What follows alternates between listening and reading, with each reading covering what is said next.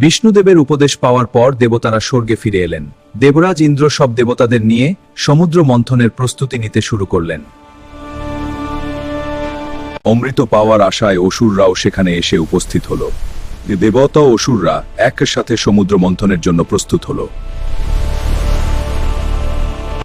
সমুদ্র মন্থনের জন্য দরকার ছিল এক বিশাল দণ্ড। তখন দেবতা ও অসুররা নিয়ে এলো বিশাল মান্ডারা মাউন্টেন। মন্থনের দড়ি হিসেবে ব্যবহার করা হলো বিশাল নাগ ভাসুকি। দেবতারা ধরল এক পাশ আর অসুররা ধরল অন্য পাশ। অবশেষে শুরু হলো মহাসমুদ্র মন্থন। দেবতারা শক্তি দিয়ে টানতে হবে, আমরা এই মন্থন সম্পন্ন করব। মন্থন শুরু হতেই সমুদ্র ভয়ঙ্করভাবে কাঁপতে লাগলো। চারদিকে ঝড় বসু ও প্রাণ ঢেউ উঠতে লাগলো।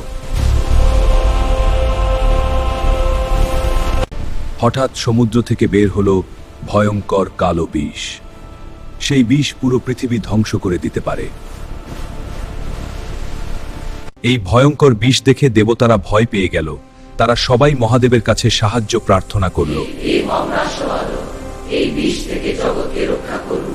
দেবতাদের ডাকে উপস্থিত হলেন মহাদেব শিব। পৃথিবীকে রক্ষা করার জন্য তিনি সেই বিষ পান করলেন।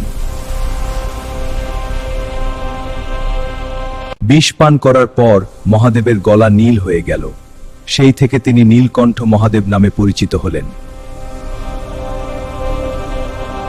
মহাদেব পৃথিবীকে রক্ষা করার পর আবার শুরু হলো সমুদ্র মন্থন। এখন শক্তি দিয়ে মন্থন চালিয়ে যেতে হবে।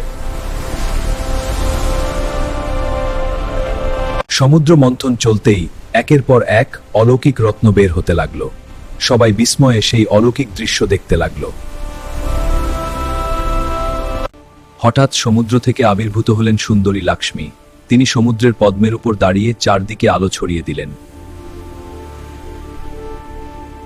জল থেকে অমৃত উঠল বন্ধন থেকে। অমৃত দেখেই অসুররা তা ছিনিয়ে নিতে এগিয়ে গেল। দেবরাজ ইন্দ্র ও দেবতারা তখন অমৃত রক্ষা করার জন্য প্রস্তুত হল। অমৃত আগে আমরা পান করব।